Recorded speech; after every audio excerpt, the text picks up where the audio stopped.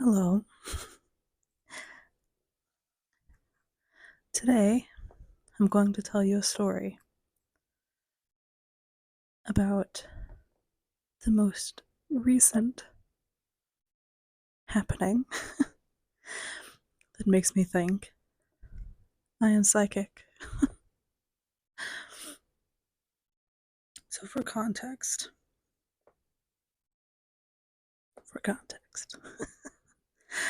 I was on TikTok Live, and I can assure you I am not on Christian TikTok. I'm not Christian. So, um, but I was scrolling through my For You page, and this pastor came up, and it was like a portal to heaven, is basically what the live was, which was just him in front of a green screen background of like clouds and stuff, listening to some very cool meditation music. And I was like, okay, I'll chill out and meditate. And so I did. And I wrote down the visions that came to me because there were a good many. There's some that I didn't write down, but I'm going to read what did come to me today. And then I'm going to tell you what happened after that.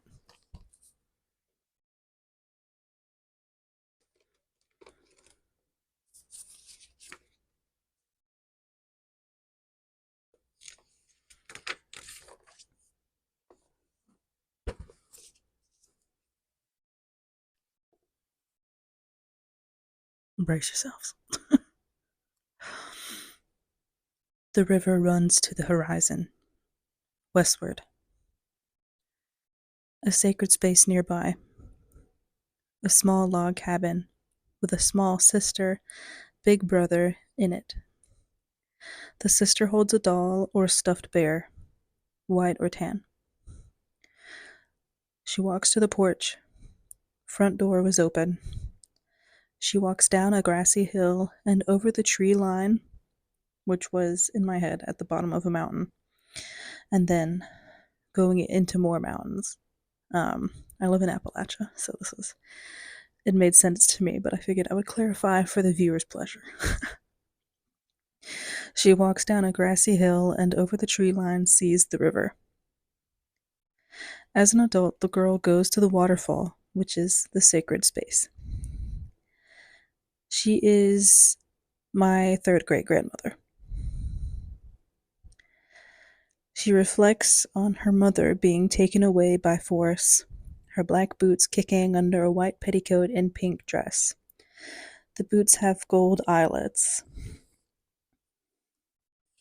The town is along the North Carolina-Georgia state line. In my head, I heard the word Highlands over and over.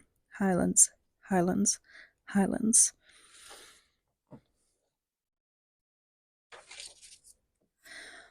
Follow the line west, down the river to the horizon. Through the trees, there will be the cabin she grew up in. The girl was 7 when her mother was taken. This is the same from my dream of hiding below the logging road, which is a separate story. Let me know if you want to hear about it, because I'm happy to tell. The logging road is directly above the sacred waterfall. Water under the falls is a deep pool. There are other people near. The woman teaches Sunday school here. The woman climbs down the waterfalls often, even alone. She sits cross-legged on a large square boulder. Quote, Indian style, unquote. There are petroglyphs on the rocks beneath and beside the falls. Sparkling sandy shores. All the wonders of life. Find the place. Follow the birds. They will lead you to it, especially hawks and the mockingbird. You will know it's the right road or path when you see 2 or 3 white-tailed deer who seem awfully calm around a human such as yourself. They will cross your path, on foot or in car, slowly and calmly.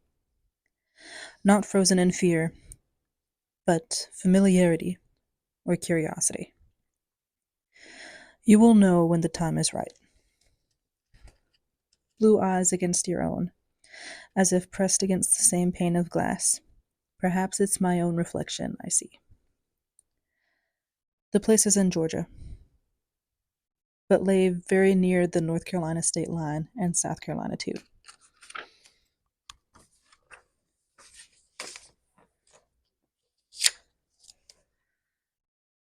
And the last part of the vision was a map.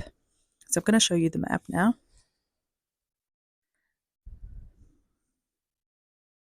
So we have North Carolina, and that top line is where the border is supposed to be, and the bottom line there, where the squiggly lines are around them, the bottom line is where I originally put the border. And when I was sketching it out, I said, no, that's wrong. That needs to go up more. So I did. So there's the map, and I'll read what it says there, and then this stuff here is what I channeled and found after Googling. So, what I wrote in the map is the place I seek, along the river that runs to the western horizon. Not Toccoa, but west of. West of Toccoa. I forget not everyone is familiar with the words and syntax of Appalachian English. So then I started Googling. First thing I did was pull up Google Maps and look at the spot, which is a place. It's a very specific place, actually. That, yeah, it's a very specific place. And so that place is Jane Hurt Yarn Interpretive Center. And my third grade grandmother's first name is, well, Nancy, but her middle name is Jane, and she went by Jenny. And just for privacy reasons, I'm not going to give the surname. Surname that I am familiar with is not Hurt Yarn, but I took it as a sign that I was on the right track because of the first name here. So Jane Hurt Yarn Interpretive Center. And I found that, and then I channeled a couple more things before I actually went there, and I did go there because I was like, I gotta go here today. Like, I can get there before they close. I'm gonna do it. So I did, and I'm gonna tell you what happened after that. So I channeled some more stuff. So I wrote Jane Hurt Yarn Interpretive Center, Red Hawk exhibit, something there I need to see or know. Will be across from a taxidermy deer.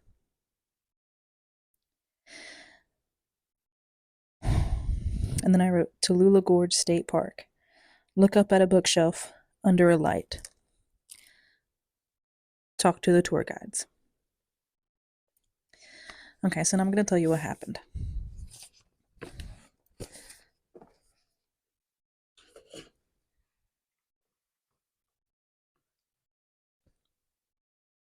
I had to get more comfortable.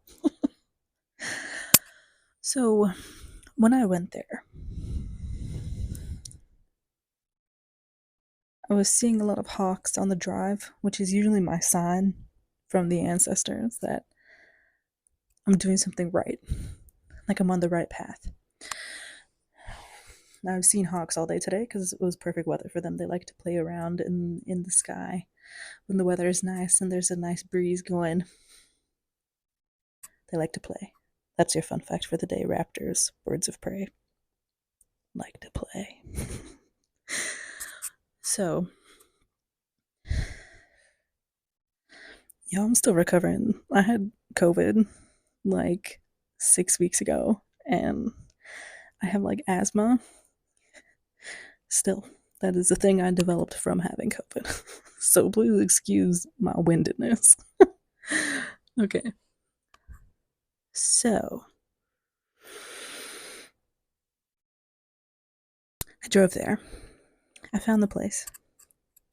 I went in, and it was laid out in 2 floors. So, the top floor is the entrance level. You go there, and you're on the top floor, and there's the gift shop to the left. and then it's set up in like a square, like a mezzanine. And then in the middle of that, on the ground floor, so you're on the mezzanine up top, and then you look down through the hole in the middle of the building, and there's a taxidermy display of a bunch of animals. And it's set up to look like their natural habitat. So people can get familiar with what the animals look like, how they might potentially behave in the wild and everything. So in that exhibit, there was a red-tailed hawk. And I looked at the red-tailed hawk and I said, okay, I think I have to go down to that floor with the display because there's something down there that I need to see. That's what I'm here for. It's down there. So I did. I went down, and it was like a ramp, and it was kind of zigzagged. Woo, woo, woo. So I had to zigzag down this ramp, and I was like, I'm glad the ramp is here. But also, there's too many zigzags. It's not very accessible. But anyway, so I went down the ramp. As I was going down the ramp, in the corner, I saw a photograph of a deer. And I was like, okay. I went over and checked it out. And it was like a wall of different facts about nature. And so there was a deer, but most of the animals there on display on that particular wall were taxidermy birds. So I looked at the birds. What did I find? I found a mockingbird, didn't I? And I looked, and that wasn't really what I was looking for. But I knew that I was getting closer because I was seeing all the signs closer together. And so I went the path to get, you know, there was a walkway in the middle of this display, is what I'm trying to say. There was a walkway through the middle of it. And I went through the middle because I still wasn't sure what I was supposed to find, but I knew I was about to find it. So I walked between the display of all of these taxidermy animals, and I was really confused. I was like, I don't know what I'm supposed to find here. And they had two plaques, one on each side, and it was just to, give a little background of the animals and everything. So I was reading, and I still wasn't finding what I was supposed to find. And then I noticed that they had listed the animals in each display, and then one of them listed a fawn. And so I was like, oh shit, what I'm looking for is going to be across from the fawn. And so I looked, and it was a taxidermy fawn, and it was curled up to look like it was just laying there, just chill, relaxing, maxing, hanging out by the pool. You know what I'm saying? And so I was like, ooh, and it was on the left side. And so I turned to the right, and it was just the other side of the display. And I was like, okay. So I was like, wait a second, there's stuff behind this display. So I went to the outer ring of the exhibits, and what did I find? I found a theater that I didn't get to go in today because they were only open for like 20 more minutes by the time that I got there.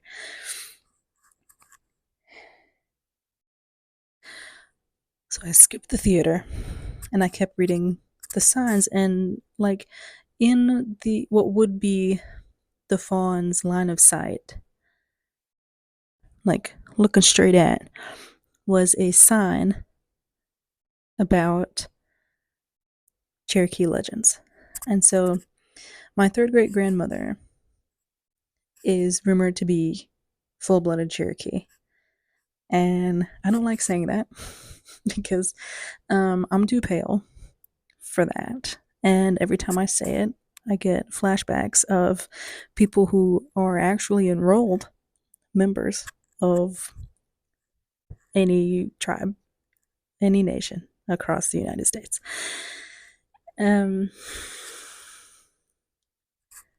Complaining about white people like understandably, complaining about white people claiming falsely like that their great grandmother was a Cherokee princess. I'm not claiming that, okay, but my third great grandmother, several of my great grandmothers actually are rumored to be Cherokee. So we're in the area. So it does make sense. Like, it's not like I'm out in California being like, my grandma's Cherokee. It does make sense. Like, it does. And I looked at my genetic profile and everything. But I don't have to prove anything to you. So. So, I've been doing genealogical research for like a decade. And I found out about these family rumors about 3 years ago. And I've spent the last 3 years trying to get some kind of paper trail. But I can't. I haven't found it. I don't think it exists. But I do think that I have at least one grandmother who is Cherokee. But I can't prove it. And with all of the historical context, I mean, I'm in the Appalachian Mountains, so with the historical context of forced removal, I would say if you could pass as white, then you did. So I think that's probably what happened with my family. But I'm having a time trying to prove basically to myself, because like I said, I'm not trying to prove anything to anybody else. So proving to myself that I am that heritage has been quite difficult, and I've looked in depth at my genetic profile using Promethease, Ancestry DNA. I've looked at Genome Link.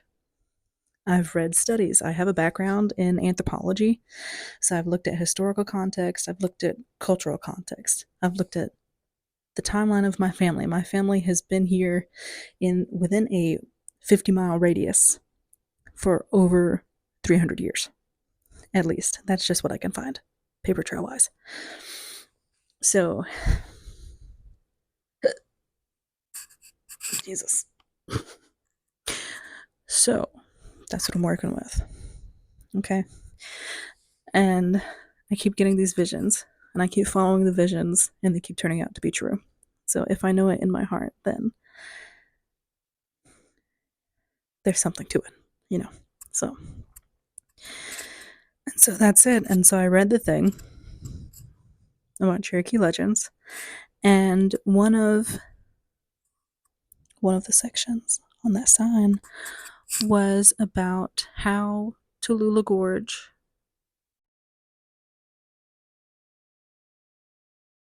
like how Tallulah, the name of the gorge, translates to English. And they said that it could be translated as like unfinished, from the word for a river that goes out of sight, or something like that. And they mentioned a river in at least two of those suspected translations. And now I want to remind you, the first thing that I wrote in my vision was